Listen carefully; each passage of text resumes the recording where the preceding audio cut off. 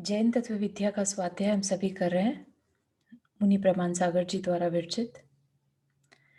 मोक्ष मार्गस्य नेतारं भेतारं कर्मभूभृतां ज्ञातारं विश्वतत्त्वानां वन्दे तद्गुणलब्धये। नमो अरिहन्ताणं नमो सिद्धाणं नमो आयर्याणं नमो उवज्जायाणं नमो लोये सवसाहुणम्। पंच परमेष्ठी भगवान की जय। अगले 45 मिनट के लिए सभी प्रकार के पापों का त्याग करके सभी 9 बार नमोकार मंत्र पढ़ लें।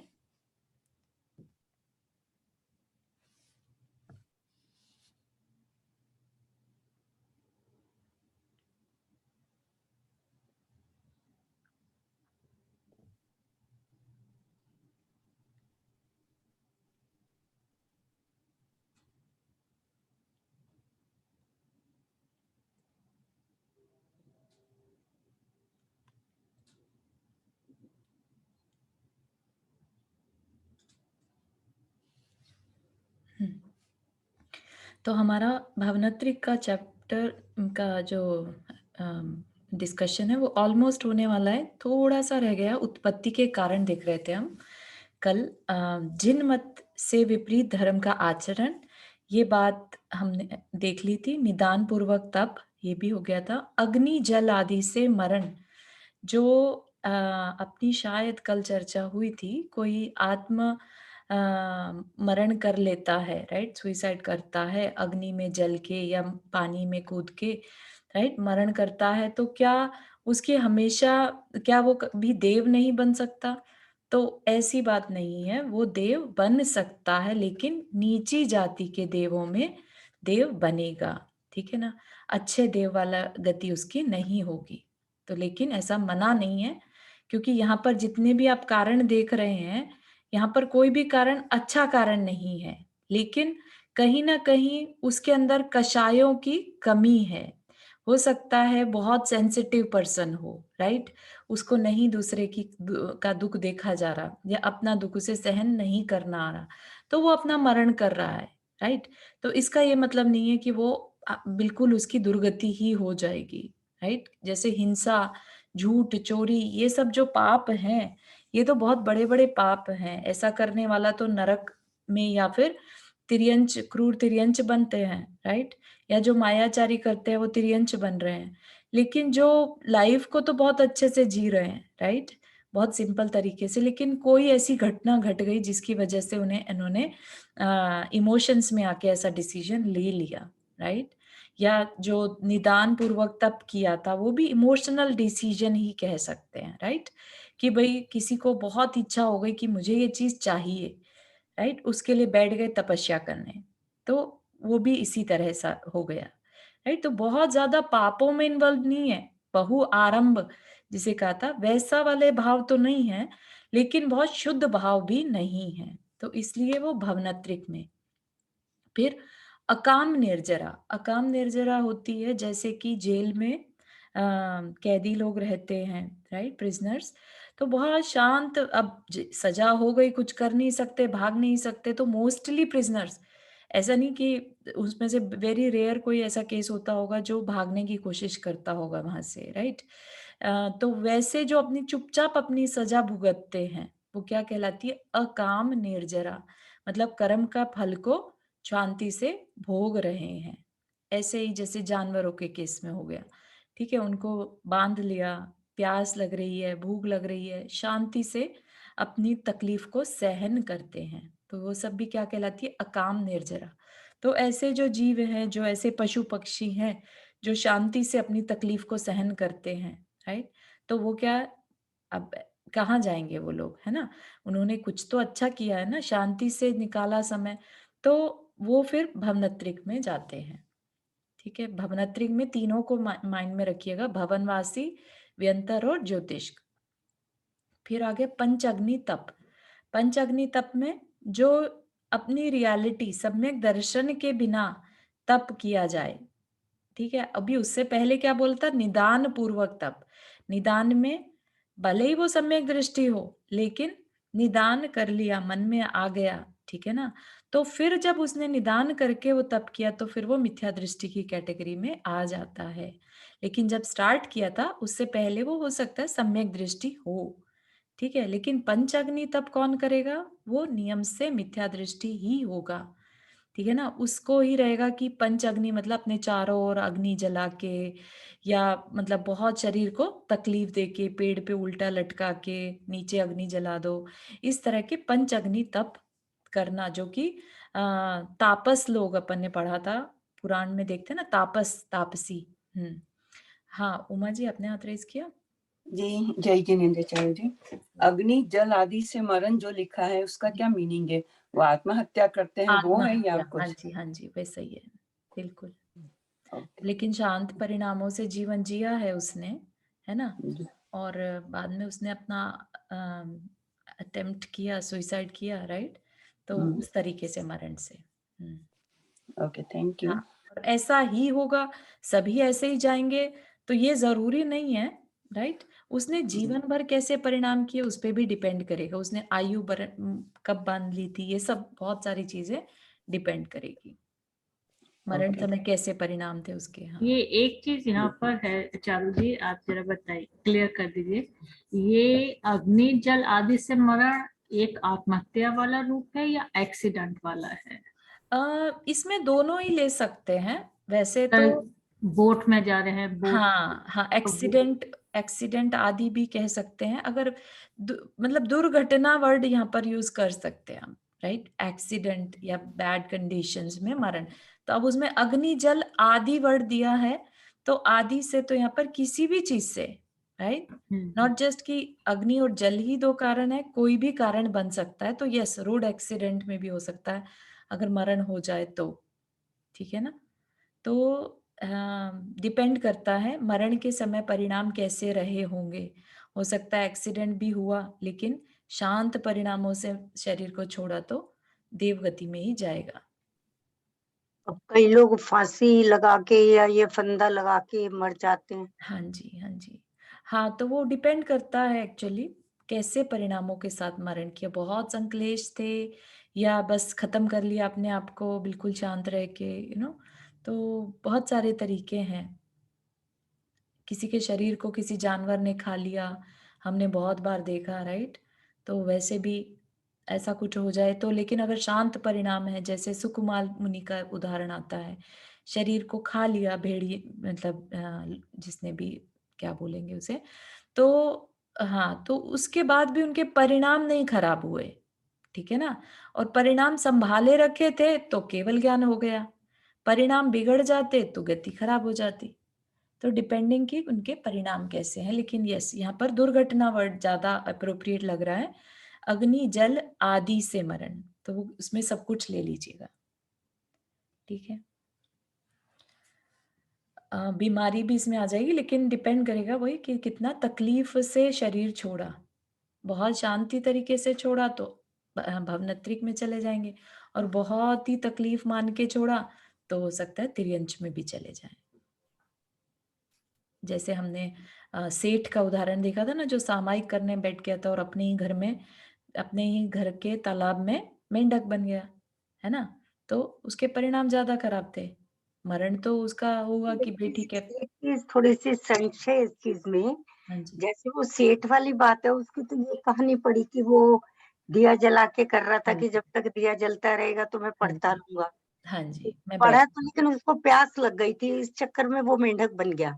हाँ, हाँ, हाँ, हाँ। वही मतलब अंदर में विकल्प बहुत ज़्यादा हो गया प्यास का, तो इस हाँ। वज़ह से, है ना? हाँ, और लेकिन बाकी उसके भाव थे तो मेंढक भी बन क मेंढक में ही बन के वो वहाँ पहुँच अंदर गए। अच्छे भाव रहे कि मैं समो शरण में जाऊँ, है ना? इस तरह के भाव बन पाए उसके, भक्ति के भाव बन पाए। तो अच्छा क्योंकि उसने पास में किया था इस वज़ह से मेंढक बन के भी अच्छे भाव रहे। ठीक है? तो अकाम निर्जरा हो गया, पंचाग्नि तप समझ में आ गया और सदोष चारित्र को धारण करने वाले जीव। सदोष चारित्र मतलब क्योंकि निर्दोष चारित्र हो तो वैमानिक में जाएँगे। चारित्र से यहाँ पर मतलब व्रत, नियम, संयम वाला चारित्र। ठीक है? तो सदोष कि कोई ना कोई कमी अगर हो चारित्र में तब, कि नियम तो लिए थे लेकिन पूरी तरह पालन नहीं कर पाए। तो क्या होगा, तब वैमानिक देवों में न जाके भवनत्रिक में उत्पत्ति हो सकती है। ठीक है ना? तो कई बार अपन सोचते हैं कि चलो हमने तो व्रत नियम तो ले लिया तो देवगति में जाएंगे, लेकिन देवगति में भी तो देखिए ना कितनी तरह से उनकी सिचुएशंस कैसी कैसी रहती है। ऐसे नीच जाति के देव बन गए जिनको हमेशा ही मतलब दुत्कारा जाए, ऑर्डर्स दिए जाएं, और या फिर वो दूसरे देवों की ऐश्वर्य को, वैभव को देख देख कर जलते रहे अंदर ही अंदर। तो ऐसे देव बनने से भी क्या फायदा, है कि नहीं है? तो अपने को अंदर से ये सोचना है कि नहीं, हमें अपना तो सद्गति ही करनी है, ठीक है ना? तो इसलिए अच्छा चारित्र पालन करना के भाव अंदर में रहने चाहिए। ऐसा नहीं कि अरे एक नियम ले लिया तो हम तो देव में ही जाएँगे, तो उससे काम चल जाएगा। लेकिन उससे हम आगे के लिए दुर्गति कर लेंगे, क्योंकि जो नीच जाति के देव हैं, राइट? मरण समय वो देव गति छूट रही है, उसका भय उनको पैदा हो जाता है। उसकी वजह से वो किसमें चले जाएँगे? एक इंद्रिय जीवों में। फिर से वही साइकिल फिर से शुरू हो जाएगा। तो इसलिए कहीं से भी अच्छा नहीं है, ठीक है? तो इस जानकारी मिलने से सारी नॉलेज इकट्ठी कर ली हमने कि ये देव क्या करते हैं, देवों की व्यवस्था क्या है ना? क्या एज है, क्या आहार है, कैसे खाते हैं, क्या पीते हैं, कैसे रहते हैं, सब कुछ जानने से हमारी एक तो क्लैरिटी हो गई, हम उनके बारे में उल्टा-सीधा नहीं सोचेंगे, राइट? उनसे डरेंगे नहीं। और ये कि ग्रह हमारा कुछ बिगाड़ करते हैं या व्यंतर जाति के देव हमारा कुछ खराब करते हैं, जब तक हम उन्हें ना छेड़ें, है ना? तो इस तरह से क्लैरिटी होने से, और ये कि हम उनके जैसे बन जाएँ, ऐसा भी दिमाग में ना आए। फिर जो पद्मावती और इनकी पूजा करते हैं, जिनकी हम पूजा करते हैं, हम उन्हीं के जैसे बन जाएँगे। तो हमें क्या पद्मावती और जो शासन देवी देवता होते हैं, क्या हमें उनके जैसा बनना है कि हमें वीतरागी देव जैसा बनना है? तो ये सारी क्लैरिटी हमें हो जाती है, क्योंकि जो शासन देवी देवता हैं, उनका हमने अभी देख ही लिया, व्यंतर जाति के होते हैं। तो व्यंतर जातियों में जाने का अपना मन बनाना तो कोई अच्छी बात नहीं है। फ़ायदा क्या हुआ हमारी पढ़ाई का? अगर हम ले दे के फिर भी व्यंतर जाति के देवों को पूज रहे हैं, ताकि और जिनको पूजते हैं हम वैसे बन जाते हैं। तो फिर हम कल को हमने अपनी क्या व्यवस्था कर ली? व्यंतर जाति में जाने की। ठीक है? हाँ, नंदा जी आपका क्वेश्चन है ये सॉल्व हो गया? सॉरी। मैं एक्चुअली फोन की घंटी बज रही थी तो मैं डिस्टर्ब हो गई थोड़ा सा, तो अच्छा। बाद में पूछती हूँ। Sure, sure, sure. Thank okay. हुँ। चारू जैजनी, यस। मेरा थोड़ा सा एक इससे हटके है चीज, थोड़ा सा जिज्ञासा सी है मेरी, तो हुँ, इसलिए सॉल्व करो कि जैसे मनुष्य कोशिश लोक करते हैं। में 45 लाख योजन है, हुँ, ठीक है? हुँ, हुँ। और उसमें ऊपर जो सिद्ध लोक जो बना हुआ है ऊपर, सिद्ध जी। शिला, हुँ, हुँ। उसी के ऊपर पूरे 45 लाख योजन पर है। जी। तो अपना जैसे इंडिया में है ये चीज, तो इंडिया में ये मोक्ष किया और ऊपर चले गए और वो मुक्ति को प्राप्त कर लिया। हुँ, हुँ। तो इसमें मनुष्य लोक में तो पूरा ही अपना पूरे देश आ जाएंगे सब, तो कैसे क्या चीज होगी? हाँ। समझी मेरा क्वेश्चन?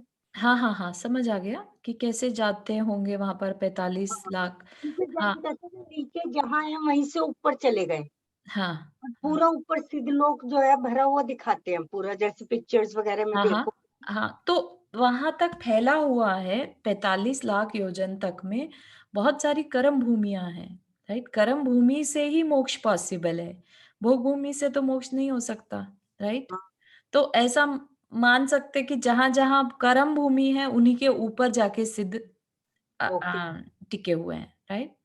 ठीक है। भूमि से तो जा नहीं सकते, लेकिन पूरा एंड तक मानुषोत्तर पर्वत जहाँ है, वहाँ पर पुष्करार्ध पर्वत तक, है ना? पुष्करार्धीप, हाँ, वहाँ तक तो कर्म भूमियाँ है ही ना, अच्छा, राइट? तो 45 लाख योजन तक पूरे में कर्म भूमियाँ हैं। 15 हाँ, कर्म भूमियों की जो चर्चा हमने देखी थी, तो वो वहाँ से हर जगह से जाएँगे। ऐसा नहीं समझिए कि सिर्फ़ जम्बू द्वीप के भरत क्षेत्र से ही जा सकते हैं, ओके।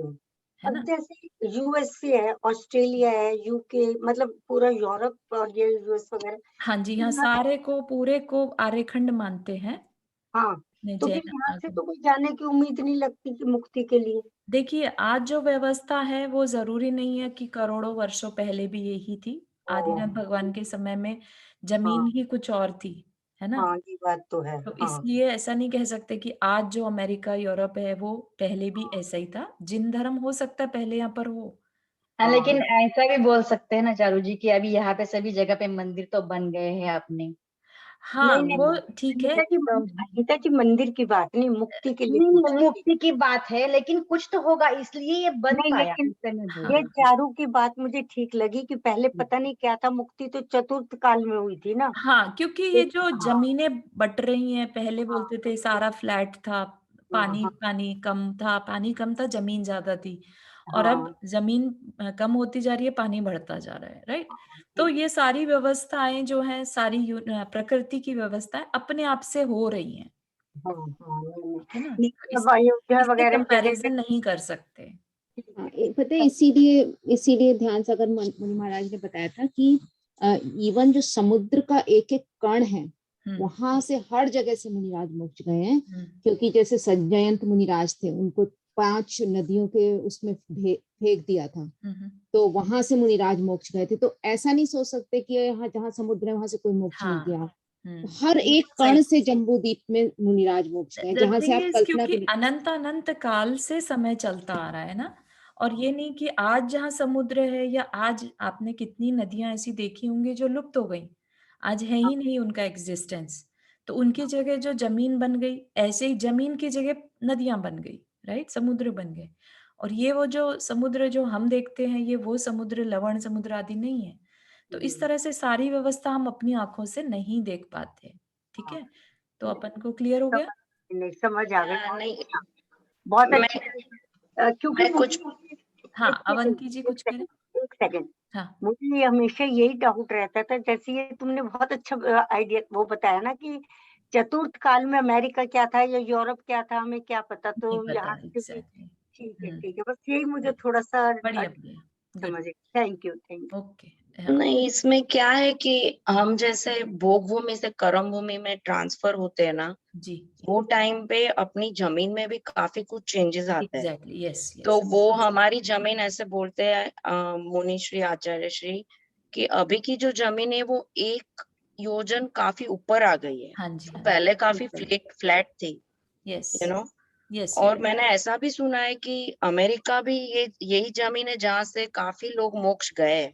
हम्म, ऐसा नहीं है कि नहीं हुआ है, यहाँ से हाँ, भी मोक्ष गए हुए हैं पहले। जमीन से है ना, इस हाँ, जमीन ये से। जमीन से, यस या अग्रीड अग्रीड, वो जैसा कि प्राची दी ने भी कहा, एक ईच एंड यस। एवरी जो पीस ऑफ लैंड है या पीस ऑफ वाटर है, सब जगह से सब सिद्ध गए हैं, बने हैं। तो यस, थैंक यू।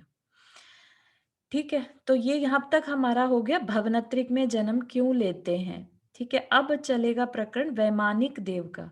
वैमानिक देव से हमें सबको समझ में आता है ऊपर के देव। ऊपर के देव मतलब जो थोड़ा बेटर क्वालिटी के माने जाते हैं, जो कि तप आदि से ही पॉसिबल होता है वहां पे जाना, सम्यक दृष्टि भी वहां जाते हैं, राइट? तो ये स्पेशल टाइप के हो गए, तो इनके भेद जानते हैं। वैमानिक देवों के भेद। ठीक है, वैमानिक देव, एक सेकेंड, ये वाला जो है ना हमारे, ये ऊपर का एरिया जो रहता है यूनिवर्स का, जो हमने पूरा एक ह्यूमन बीइंग की तरह से देखा था, उसमें ऊपर का हिस्से में, ठीक है ना, जो हमने भवनवासी, व्यंतर और ज्योतिष देखे, वो तो मध्य लोक में आ गए सबके सब, राइट? और ये सारे क्या है, ये मध्य लोक में नहीं है, ये ऊपर के एरिया में है। ठीक है, तो ये पढ़ेंगे हम कि ये कैसे, इनका कैसे सिस्टम है। चौथे निकाय के देव वैमानिक देव हैं, मतलब भले ही ज्योतिष देव भी विमानों में रहते हैं, लेकिन उनके विमानों में जो रहते हैं देव, उनको ज्योतिष देव कहते हैं, और ये भी विमानों में रहते हैं। जो विमानों में निवास करते हैं वे वैमानिक कहलाते हैं। यद्यपि ज्योतिष्क आदि देव भी विमानों में रहते हैं, फिर भी चतुर्थ निकाय के देवों में ही वैमानिक संज्ञा रूढ़ है। मतलब वैमानिक संज्ञा मतलब नाम, इसको वैमानिक कहा जाता है। वैमानिक देवों के 2 भेद हैं, कल्पवासी और कल्पातीत। कल्प क्या है वो अभी बताएंगे। जहां तक इंद्र आदि 10 प्रकार के देवों की कल्पना होती है, उन्हें कल्पवासी या कल्पोपन्न देव कहते हैं। मतलब कल्पना मतलब व्यवस्था, ऐसा नहीं करिए सोचिएगा कि ये सिर्फ इमेजिनेशन हुई भी है, ठीक है। तो कल्पना मतलब वहां की व्यवस्था है। किसकी व्यवस्था है? इंद्र आदि।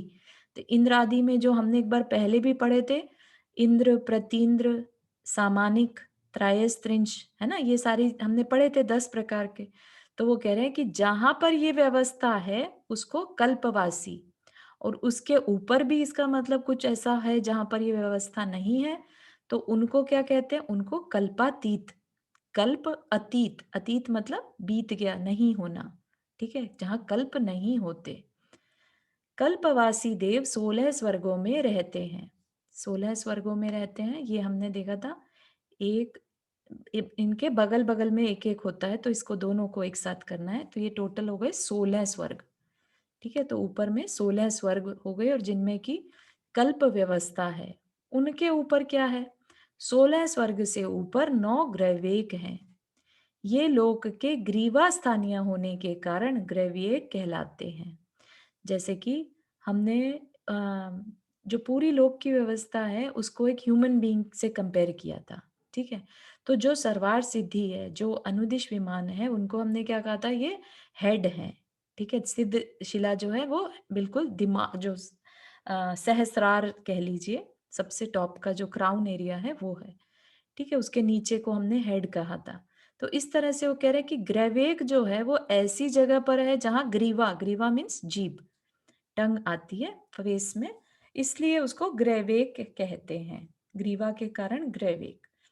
ग्रैवेकों के ऊपर चारों दिशाओं और विदिशाओं में, अच्छा ये कितने हैं? 9 ग्रैवेक हैं, ठीक है। तो जैसी व्यवस्था हमने नरक में देखी थी कि सेंटर में एक इंद्रक होगा, उसके बाद श्रेणीबद्ध और बीच बीच में छिटके हुए प्रकीर्णक, ऐसे ही ग्रैवेक में क्या है? चारों दिशाओं और विदिशाओं में। तो एक सेंटर में आ गया, 4 दिशाएं और 4 विदिशाओं में, तो 8 हो गए। 8 + 1 9। अर्ची, अर्ची मालिनी, बैर, बैरोचन, सोम, सोमरूप, अंक और स्फटिक तथा मध्यवर्ती आदित्य नामक इंद्रक, ये 9 अनुदिश विमान हैं। तो पहले तो ग्रैवेक का है ना, ये ग्रैवेक के ऊपर, अच्छा ऊपर की बात बता रहे, ग्रैवेक जो होते हैं उनके ऊपर जो विमान है उनके 9 अनुदिश विमान है।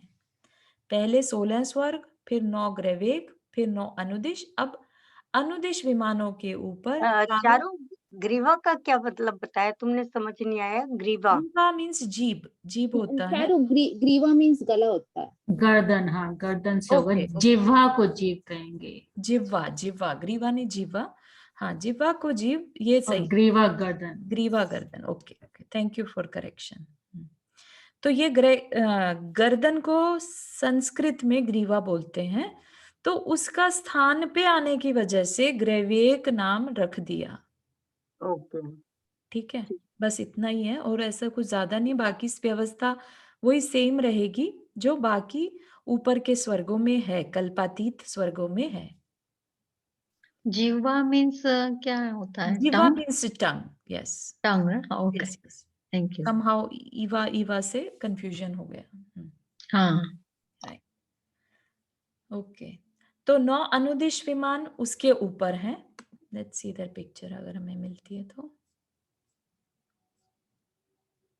हाँ, जो ये कल्पातीत देव है ना, यहाँ पर सारे में अपने पहले 9 ग्रैवेक आ जाएंगे, फिर उसके ऊपर 9 अनुदिश आएंगे, फिर उसके ऊपर 5 अनुत्तर, और फिर सिद्धशिला।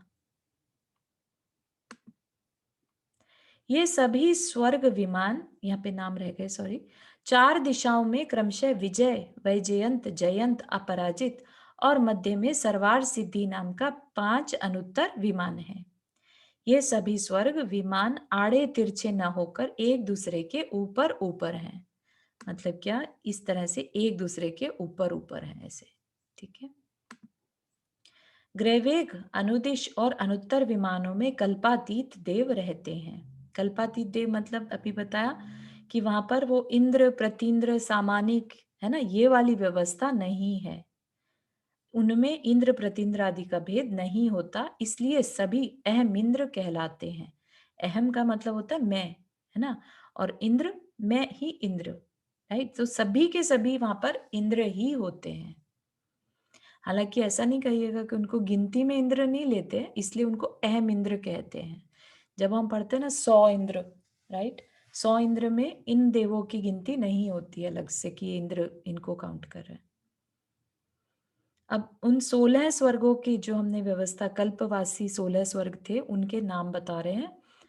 कल्पवासी देव सौधर्म, ईशान, सानत कुमार, माहिंद्र, ब्रह्म, ब्रह्मोत्तर, लांतव, कापिष्ट, शुक्र, महाशुक्र, शतार, सहस्रार, आनत, प्राणत, आरण और अच्युत नाम के 16 स्वर्गों में निवास करते हैं।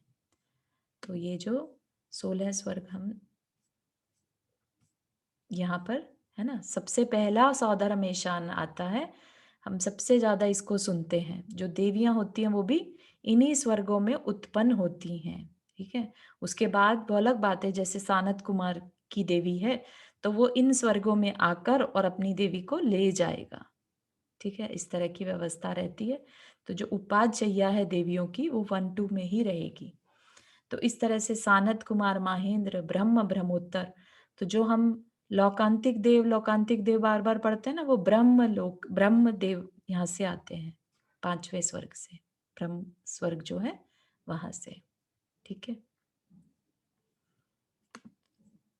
सुमेरु पर्वत की चूलिका से, चूलिका मतलब जो हमने सुमेरु पर्वत देखा था, सुमेरु पर्वत के बिल्कुल टॉप पे, ठीक है, बिल्कुल टॉप का जो कॉर्नर कह लीजिए, उस कॉर्नर के एक बाल का फर्क रहता है। ये देखिए, ये जो है ना, ये सुमेरु पर्वत की चूलिका, चूलिका 40 योजन की है। वो यहाँ दे नहीं रखी है, चूलिका यहाँ नहीं दिख रही है, वो कह रहे हैं, राइट। तो इतनी ऐसे कुछ छोटी सी एक चूलिका है 40 योजन की, उसके ऊपर, ठीक है, उसके ऊपर एक बाल के अंतर पर सौधर्म स्वर्ग का ऋतु नामक पहला विमान है। इतना क्लोज स्वर्ग, मतलब सुमेरु पर्वत के इतना क्लोज सौधर्म स्वर्ग का ऋतु नामक पहला विमान है। उसके समानांतर उत्तर की ओर ईशान स्वर्ग है। समानांतर मतलब पैरेलल में उत्तर की ओर ईशान स्वर्ग है। सौधर्म और ईशान स्वर्ग के ठीक ऊपर सम श्रेणी में क्रमशः सानत कुमार, माहेंद्र, मतलब कि अब ऊपर ऊपर चलते जाएंगे, जो हमने पिक्चर में ऑलरेडी देख लिया, राइट। सानत कुमार, माहेंद्र कप मतलब जोड़े से, ब्रह्म, ब्रह्मोत्तर, लेफ्ट एंड राइट, या ये कह लीजिए दक्षिण और उत्तर, ऐसे। जो सौधर्म और सौधर्म होंगे वो दक्षिणेंद्र कहलाते हैं, और वो ईशान जो है वो राइट, उत्तर वाला कहलाएगा।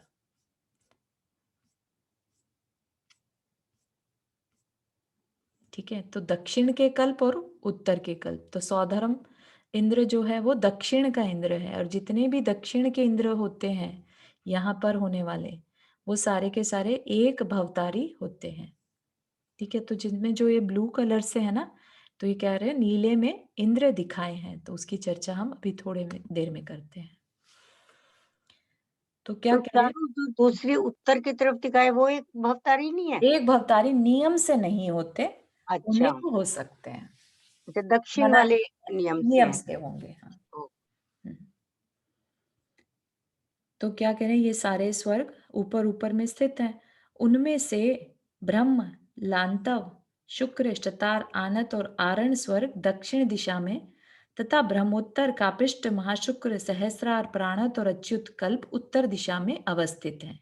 तो वो हमने ऑलरेडी देख लिया कि लेफ्ट में कौन से आते हैं और राइट में कौन से आते हैं।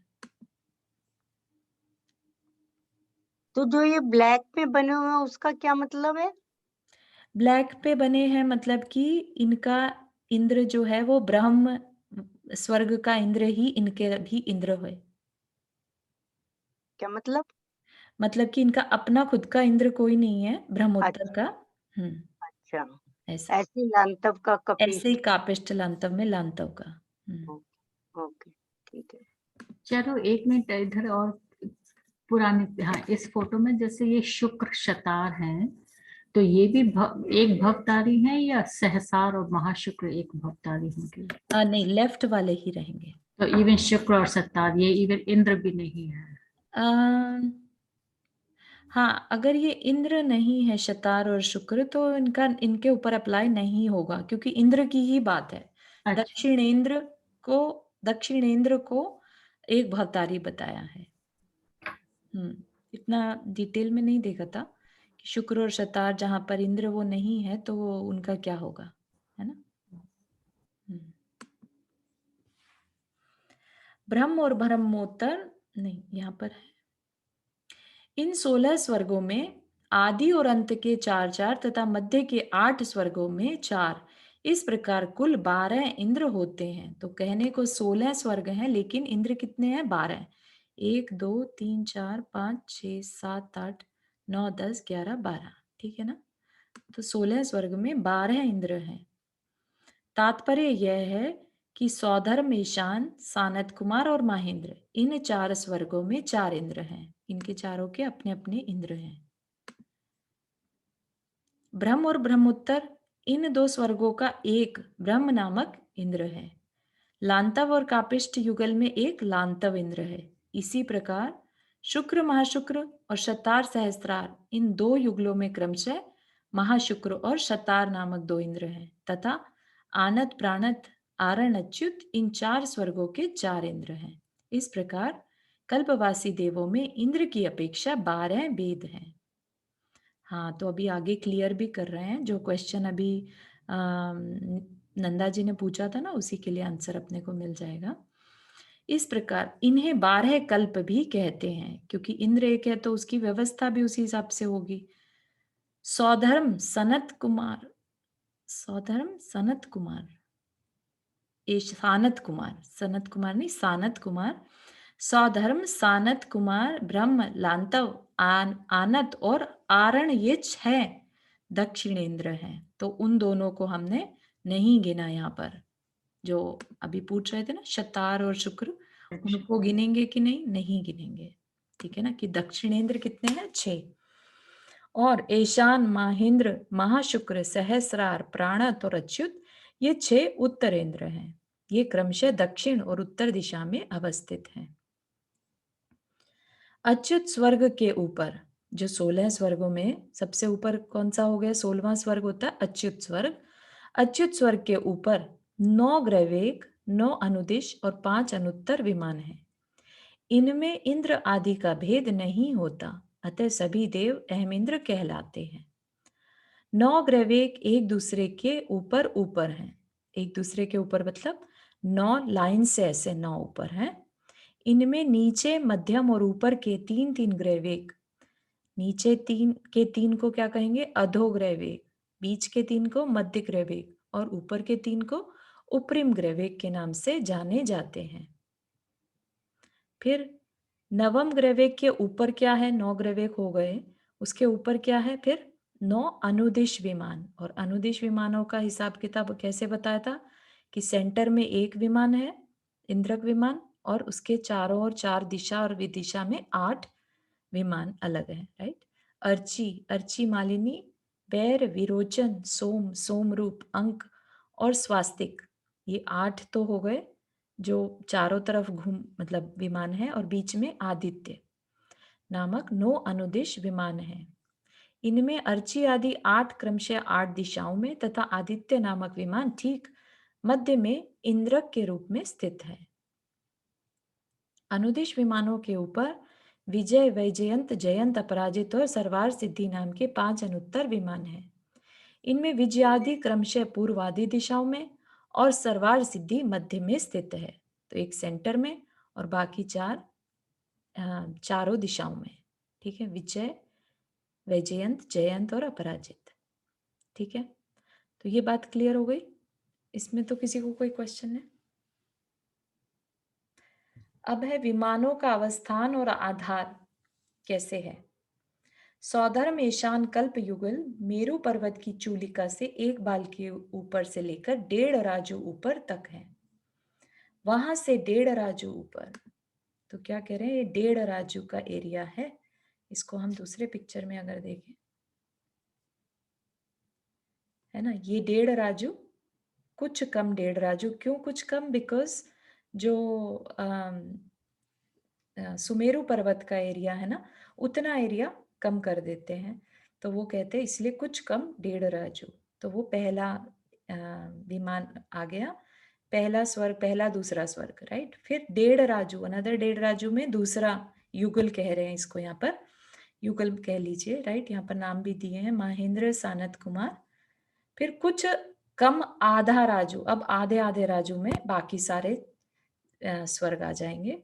ब्रह्मोत्तर है ना, ये इसको बताने की अलग से जरूरत नहीं है। चारू पटल क्या बताया था, दिमाग से ही निकल गया। हाँ, पटल मतलब लेवल। अच्छा ठीक है, ठीक है। तो ऐसे ही यहाँ पर भी क्या है, 31 पटल हैं पहले इनमें, ये अलग अलग संख्या दी हुई है इनकी। तो जी, पहले जो सौदर मेशान है, सबसे ज्यादा पटल कहाँ पर है, पहले दूसरे स्वर्ग में, है ना, क्योंकि वहीं बताया था ना, देवियां भी वहीं पर हैं, सबसे ज्यादा देव जो हैं वो सौदर मेशान में ही हैं, और धीरे धीरे फिर कम होते जाएंगे। ठीक है। पटल फ्लोर तो हम रूम टाइप बताया था ना, जैसे नहीं रूम नहीं, टाइप। फ्लोर फ्लोर फ्लोर, कितने फ्लोर हाँ, हैं? लेवल्स या कह लीजिए, फ्लोर कह लीजिए, हाँ हाँ है ना, जो मंजिले माला बोलते हैं ना, कितने हाँ, माले की बिल्डिंग है ना। ठीक तो है ठीक डिफरेंट डिफरेंट माले, 31 माले की बिल्डिंग है बेसिकली उनकी। ठीक है, थैंक यू। हम्म।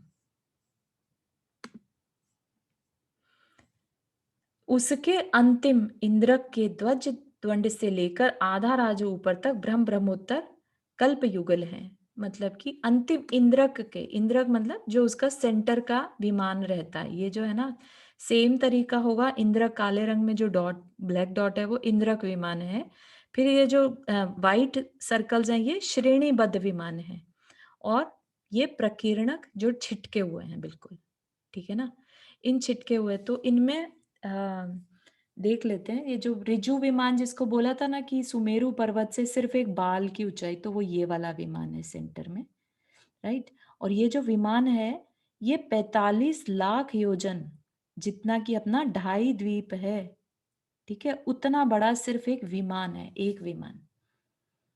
तो इमेजिन कर सकते हैं कि पूरा एरिया कितना बड़ा होगा, है ना। अपने को देखने में छोटा सा ऐसा लग रहा है, लेकिन सिर्फ इतना सा डॉट जो है 2.5 द्वीप है, राइट। फिर श्रेणीबद्ध विमान हो गए। तो एक सेकंड चारू, जो ये फिर मनुष्य लोग कहलाते हैं, 2.5 द्वीप का कहलाएगा। हाँ जी, हाँ जी। ओके ओके, भाई सॉरी, बहुत बार बहुत कुछ पूछना हाँ पड़ता है। हाँ हाँ, नहीं नहीं, ठीक है। नहीं तो अपन अलग से भी कर सकते हैं, अगर आपको लग रहा है कि आप पूछ चुके हैं नहीं, क्वेश्चन पर क्या है पहले। ना, वो साथ के साथ तो ध्यान रहता ना, क्या पूछना, बाद में फिर याद नहीं रहता। ठीक ठीक ठीक ठीक। तो यहाँ पर क्या कह रहे हैं कि 62 हर दिशा में है, ठीक है। ये 62 में से ऐसा बोलते हैं कि जो 16वां 18 या 16वां विमान है, या 18वां विमान श्रेणीबद्ध में से, उनमें इंद्र रहता है, दक्षिणेंद्र भी। और एक साइड के जो विमान है उसमें दक्षिणेंद्र, और एक साइड के विमान में उत्तरेंद्र रहते हैं, ठीक है ना। प्रकीर्णक जो छिटके हुए हैं, और प्रकीर्णक में जो छोटे बड़े गोले दिख रहे हैं ना, इसका क्या मतलब है कि जो बड़े वाले हैं वो असंख्यात योजन, और जो छोटे हैं वो संख्यात योजन वाले हैं, बड़े बड़े विस्तार वाले देव यहाँ पर विमान हैं, ठीक है। और हर पटल के विमानों को 2 कल्पों में विभाजित किया गया है, मतलब उत्तर और दक्षिण। तो ऐसे लाइन खींच की, तो ऊपर वाला उत्तर और नीचे वाला दक्षिण। और आप ये देखिए कि जो दक्षिण की लाइन खींची, उसमें ज्यादा विमान है कंपेयर टू उत्तर के विमान में, ठीक है। तो ऐसी व्यवस्था है, जस्ट आप इसको मान के चलिए। ऐसा नहीं कर सकते कि बिल्कुल सेंटर से लाइन खींच देते और आधा विमान उस तरफ का और आधा विमान इस तरफ का, ऐसी व्यवस्था नहीं दिखाई है। चलो एक क्वेश्चन है यहाँ पर। तो चलो, इस पिक्चर के हिसाब से दक्षिण में तो ज्यादा है, और दोनों इंद्र भी दक्षिण वाले में आ गए, क्योंकि आपने कहा ना हाँ जी। 16वें में है। नहीं, आप उस तरह से यहाँ से काउंट कर लीजिए। अच्छा, एक उत्तर वाले हाँ 16वें जी, में, हाँ एक जी। दक्षिण वाले यस 16वें में। यस। अच्छा, तो जैसे हमारे घरों के लिए कहते हैं कि अगर दक्षिण वाला साइड बड़ा है तो मतलब कम अच्छा माना जाता है, उत्तर वाला ज्यादा अच्छा माना जाता है, लेकिन यहाँ तो स्वर्ग में मतलब उसके अपोजिट व्यवस्था है। हाँ, ये थोड़ा वास्तु जो अपने हैं, वो तो वास्तु के हिसाब से है, वास्तु राइट। के तो हाँ, यहाँ पर मुझे नहीं लगता इनके पास वास्तु वर्क करता होगा इनका। अच्छा अच्छा। हाँ, वास्तु की व्यवस्था आई थिंक कर्म भूमि में ही ज्यादा रहती होगी, अपने में ही ज्यादा असर पड़ता है ना कर्मों का, और अपने मेंटल हिसाब से हम एनर्जेटिक हैं या हम बहुत लथार्जिक हैं, दुखी हैं, उस हिसाब से फिर हम कर्म करते हैं। इन हमारे पॉइंट ऑफ व्यू से तो हम लोग तो इंद्रक में रहते हैं ना, इंद्रक के नीचे रहते हैं, तो हमारे पॉइंट ऑफ व्यू से तो वो वैसे भी दक्षिण में नहीं हुए। हमारे पॉइंट ऑफ व्यू से जो इंद्र रहेंगे वो उत्तर की साइड बहुत दूर कहीं रहेंगे। नहीं समझा, ये दक्षिण की मतलब तरफ? वो ऊपर है ना, स्वर्ग तो हम ऊपर है हम हमसे लोग हम अच्छा, लोग इंद्रक विमान के अंदर में ही रहते हैं, क्योंकि इंद्रक हम विमान हाँ, हमारे ठीक है। ऊपर है ना, हाँ, पूरा द्वाइद्वीप कवर कर रहा है, राइट? करेक्ट, हमें हाँ। कवर करता है, यस। तो हमारे पॉइंट ऑफ व्यू से इंद्र जो है वो उत्तर की साइड रहता है। ये बात समझ में नहीं आई, but that's fine I think. नहीं, एक्चुअली उत्तर मैं गलत कर रही हूँ, जो इस साइड वेस्ट की साइड रहता है। हाँ, इधर की साइड, नहीं, इस साइड, अदर साइड। अदर हाँ, इस साइड, side। यहाँ पर। यहाँ इज इट? कहीं यहाँ कहीं रहता है। हाँ, आई थॉट इन दोनों में से रहेगा, क्योंकि अगर दक्षिणेंद्र है तो वो कहाँ रहेगा? इनमें से रहेगा, यहाँ पर रहेगा, राइट? हाँ वो यहाँ रहता है, लेकिन आई थिंक इंद्र यहाँ रहता है जो इन्हीं स्लाइड्स में कहीं। दक्षिणेंद्र का है वो इधर। हाँ, ऐसे कहीं रहता है। ओके, हाँ, यहाँ पर बताया है ईशान जो है यहाँ पर उत्तरेंद्र के विमान में यहाँ पर है, और अच्छा, हाँ, दक्षिणेंद्र यहाँ पर है। हाँ, ठीक है, अब मैं गलत हूँ। ऑपोजिट है। हाँ, ठीक है, तो ये हो गया। ऐसे ही बाकी विमानों का भी बता रहे हैं। श्रेणीबद्ध विमान में ही रहता है इंद्र, तो ईशान स्वर्ग का जो इंद्र है वो 18वें श्रेणीबद्ध विमान में है, महेंद्र का 16वें में, फिर 10वें में, सहस्त्रार का 8वें, प्राण 6ठे। इस तरह से समझ लीजिएगा, ठीक है? तो ये हम देख रहे थे और हमने पिक्चर में जल्दी से देख लिया, राइट? तो आधा आधा राजू सब ऊपर चलते जा रहे हैं इसके अंतिम इंद्रक के ध्वज दंड से। तो इंद्रक मतलब जो विमान है, विमान के ऊपर ध्वजाएं लगी हैं, तो ध्वज दंड से। तो ध्वज दंड मतलब जो झंडे का की जो पताका फहराते हैं वो दंड पे फहराते हैं, राइट? दंड मतलब जो डंडा रहता है उसका, उससे उसके बिल्कुल टॉप से लेके आधा राजो ऊपर तक लांतव का पृष्ठ कल्प युगल है। इसके आगे आधा आधा राजो ऊपर ऊपर शुक्र, महाशुक्र, शतार, सहस्रार, आनत, प्राणत और आरण अच्युत कल्प स्थित हैं। इस प्रकार कुल 6 राजों में 16 स्वर्ग हैं। तो 6 राजू, और जबकि ऊपर का एरिया होता कितना है? 7 राजू, राइट? तो इसका मतलब क्या है कि 6 राजू में 16 स्वर्ग आ गए। तो अब जो बाकी बचे वो पूरा का पूरा कल्पातीत की व्यवस्था एक राजू के अंदर हो जाएगी। प्रत्येक कल्पों के उपरिम इंद्रक के ध्वज दंड के अगले कल्प के प्रथम विमान में असंख्यात करोड़ योजन का अंतर है। क्या कहना चाह रहे हैं यहाँ पर?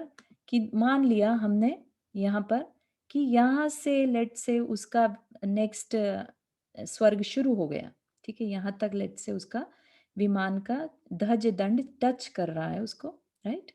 यहाँ से शुरू हुआ, तो अब जो नेक्स्ट विमान है वो ऐसा नहीं है कि वो नीचे बेस में यहाँ पर है, वो असंख्यात असंख्यात करोड़ योजन के अंतर पर नेक्स्ट विमान है।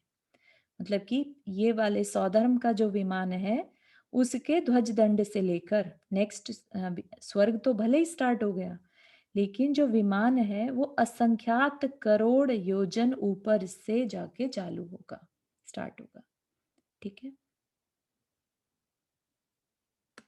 चारों पर जैसे कि ये बताया कि 6 योजन में तो ये 16 स्वर्ग बता दिए, 6 तो राजू। एक ही योजन बचा ऊपर, तो हाँ 60 योजन है ना टोटल। हाँ, कल्पातीत संख्या में कम रहते हैं, और अच्छा, कल्पातीत में हाँ बहुत तपस्या करने वाले देव ही जा पाते हैं, बहुत कम संख्या है वहां पर। तो कल्पतीत में ये ग्रैवेक और अनुत्तर ये सब आ जाएंगे ना, हाँ जी, 9 ग्रवेग, 9 अनुदिश, और है ना? 5 अनुत्तर। एक राजू में 9 ग्रवेग, 9 या अनुदिश और 5 अनुत्तर विमानों के 11 पटल हैं। 11 कैसे हो गए? 9 ग्रवेग के 9 पटल, एक अनुदिश का और एक अनुत्तर विमान का। ओ अच्छा, हम्म, ठीक है। इतना ही रखते हैं आज के लिए। इसमें किसी को कोई क्वेश्चन? टाइम हो गया। जी ओके। हाँ, नंदा जी आपने हाथ रेज किया। हाँ, जो मेरा पहला क्वेश्चन था वो ये था कि जैसे आपने कहा कि हम लोग ज्योतिष को मानते हैं कि अरे ये शुक्र हमारा कुछ कर देगा, शनि हमारा कुछ कर देगा, ये तो सिर्फ विमान है। तो हम विमानों की बात नहीं कर रहे, उनके अंदर जो देव रहते हैं वो है ना एक्चुअल शनि और शुक्र तो। नहीं, एक्चुअली वो देव तो उनको तो कोई भी मतलब नहीं रहता है, ठीक है। होता क्या है कि ये जो विमान है इनके चलने से जो सिचुएशन बनती है, गतियों से तिथियां बनती हैं, राइट, हाँ नक्षत्रों हाँ की पोजीशन बनती है, तो उनके अंदर से निकल रही जो किरणें होती हैं, ठीक है, हाँ उनकी एनर्जी का इफेक्ट हमारे बिहेवियर पर, हमारी लाइफ के सिचुएशंस पर पड़ता है, ठीक हाँ है। तो जैसे कहते हैं ना कि एक्सरे कर लिया हम, एक्सरे किस चीज का है, जैसे हम अंदर से हमारे लंग्स हैं या हमारी बोन है, वैसा का वैसा एक्सरे आ जाता है, राइट। ऐसे ही पत्री जब बनाते हैं तो उस टाइम पर ग्रहों की दिशा व्यवस्था क्या थी, ठीक है, नक्षत्र किस दिशा में कौन सा था, क्या तिथि चल रही थी, वो सब के हिसाब से कुंडली बन जाती है, राइट। अब उसका हमारे लाइफ पर क्या प्रभाव पड़ेगा, वो डिपेंड करेगा कि जो सन कितनी डिग्री पर था, ठीक है। हाँ सन हाँ। इतनी डिग्री पर था तो स्ट्रांग था, इतनी डिग्री पे है तो वीक है, ऐसा बोलते हैं, ठीक तो है। मतलब अफेक्ट तो पड़ रहा है ना। हाँ, लेकिन उसमें देव अपने आप से कुछ नहीं कर रहे हैं, समझ रहे हैं आप। हाँ वो सिर्फ सिचुएशन पे बेस्ड होने से उनकी जो रेज निकलती हैं, सन की भी रेज से हमें फर्क पड़ता है, बजाय ये कि हम सन के देव को कुछ कहें। सन का देव तो बदल हाँ हाँ जाएगा, हाँ। वो क्यों किसी को परेशान करेगा, या व्यंतर देव थोड़े ना है, राइट। व्यंतर देव तो एक बार को किसी से पर्सनल तकलीफ निकाल सकता है, लेकिन सूर्य चंद्रमा और जितने भी तारे आदि हैं इनको कोई मतलब नहीं रहता, राइट, ये सिर्फ घूम रहे हैं। अच्छा, मैंने सुना था सिर्फ वैमानिक देव हैं जो किसी का नुकसान नहीं करते, लेकिन जो बाकी के देव होते हैं ये खुश भी हो जाते हैं जल्दी से और जल्दी से नहीं नाराज नहीं भी नहीं हो। नहीं, ये अच्छा। आप क्लियर करिए इसको, क्योंकि देव को अगर हम ये मानेंगे कि वो खुश हो जाते हैं तो फिर हम उनकी पूजा अर्चना करेंगे, हम चाहेंगे कि वो कैसे भी खुश हो जाएं। नहीं मतलब, लेकिन वो साथ में बहुत जल्दी से नाराज भी हो जाते हैं, तो नहीं इसलिए नहीं, उनसे बिल्कुल नहीं, बिल्कुल भी नहीं ऐसा कि देव नाराज या खुश होंगे, उन्हें कोई मतलब नहीं रहता। व्यंतर जाति का अलग है, उनकी व्यवस्था अलग है, उनमें कौतूहल ज्यादा रहता है, उनको दूसरे को परेशान करने में मजा आता है, ठीक है। लेकिन जो ये ग्रह आदि हैं जिनको हम कहते हैं शनि ने ऐसा कर दिया, शनि की पूजा करो, शुक्र की पूजा करो, या सूर्य की पूजा बहुत जगह पे करवाई जाती है, राइट।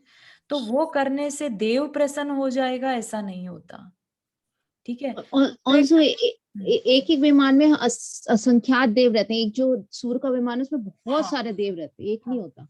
हाँ, किसको राइट। प्रसन्न करोगे? नहीं नहीं, ऐसा बिल्कुल भी नहीं समझिएगा कि उनके नाराज या खुश होने से ही हमारे लाइफ पे असर पड़ रहा है। और आप ये देखिए ना, इतने संख्या में मनुष्य हैं, किस किस का हिसाब रखेंगे वो, ठीक है ना। तो ये सिर्फ अपने जब हमने जन्म लिया उस हिसाब से हमारे ऊपर उन ग्रहों की कितनी डिग्री बैठी, वो स्ट्रांग रहे वो वीक रहे, इस पे डिपेंड करता है। सिर्फ वो एक तरह से हमारी मनस्थिति या हमारी लाइफ में आने वाली घटनाओं को प्रेडिक्शन कर सकते हैं हम, that's it. It's a science, it's a calculation का साइंस, साइंस या है। इट्स अ या calculation, it's it's a mathematics. Actually it's a very, मतलब कभी कभी तो इतनी सच निकल जाती है कि यस, वेरी आप पूछे स्ट्रांग नहीं। साइंस है। एंड हाँ हाँ, मैंने एक्चुअली तो थोड़ा सा इंटरेस्ट इसमें लिया था और थोड़ा सीखा था, उसकी वजह से मुझे ये रियलाइज हुआ कि बहुत बड़ा साइंस है, and it is very true, and we get the answers कि ये ऐसी कुछ घटना हमारी लाइफ में हो रही है तो क्यों हो रही है, यू नो।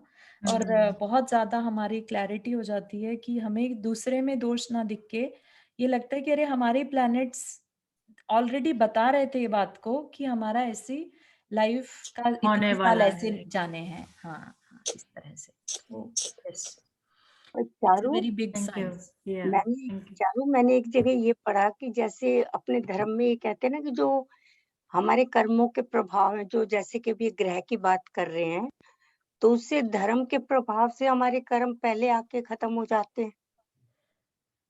मतलब हाँ पहले हम उनको हाँ, बिल्कुल थोड़े बिल्कुल, उसमें इसीलिए ये पत्री आदि भी ऐसा कुछ नहीं है कि जैसा लिखा है या जैसा दिख रहा है हाँ वैसा ही इफेक्ट दिखाएगा, इट रिकॉर्डिंग कैन बंद थोड़ा चेंज, वही है वही ना? यही किसी महाराज जी का या कहीं पढ़ा है यही हाँ चीज जी, हाँ जी। कि भाई वो पहले आके तुम्हारे उसमें थोड़े उसमें करके और चले जाते हैं। हाँ, हाँ, हाँ, आंटी ऐसा है, सरोज जी और निधि जी ने हाथ रेज़ किया, उनको भी ले हाँ लेते हैं। हाँ हाँ ठीक। हाँ, हाँ, मेरा तो ये क्वेश्चन था कि ये जो नरक में जो जाते हैं समझाने या उनको भिड़ाने के लिए जो भी एक दूसरे जी, से, असुर वो कुमार। कौन से वाले इंद्र होते हैं? वो इंद्र नहीं होते, असुर कुमार जाति के भवनवासी देव होते हैं, ओके। अंबावरी जाति हाँ, बोलते हैं। इंद्र देव, हाँ, सॉरी। इंद्र हाँ, नहीं रहते, देव रहते हैं हाँ। भवनवासी, असुर कुमार जाति के। तो फिर वो भी तो इंसान को भी तो प्रॉब्लम करते होंगे, नहीं? इंसान को प्रॉब्लम करना चाहे तो कर सकते हैं, जैसे हमने पहले की कहानियों में भी देखा है, राइट? वो आकर तकलीफ पहुँचा सकते हैं, पुराना कोई बैर हो तो। या फिर वो किसी से खुश होकर उसको रिद्धि-सिद्धि दे देते हैं, तो ऐसा तो होता है, लेकिन या ज्योतिष देवों में ऐसा नहीं रहता। अच्छा, ठीक नहीं, ठीक। और फिर बहुत सारे मुनियों की भी परीक्षा या राजाओं की हाँ जी, परीक्षा वो लेने लेने के लिए भी आते हैं, कौतूहल रहता है उनमें भी, परीक्षा लेने आते हैं, तो यस, वो वेरी ट्रू। सिर्फ भवनवासी देव ही तक ही करते हैं, ये वैमानिक नहीं, देव आगे। वैमानिक भी आते हैं, वैमानिक देव अच्छा। भी आते हैं, उनमें जो छोटे देव होते हैं, उनको होता है कुतूहल कि अरे! ऐसी अभी आप महावीर भगवान का जब पढ़ेंगे चरित्र तो उसमें दिखेगा कि देवों को कौतूहल होता है, तो वो देखने परीक्षा लेने आते हैं, संगम देव अगर आपने नाम सुना हो, महावीर भगवान की कहानी में, तो वो वैसा ही है उनके स्वर्ग के देवों इंद्र से सुना होता है कि भई महावीर बहुत स्ट्रॉन्ग है, तो उनकी टेस्टिंग करने आते हैं, ऐसा।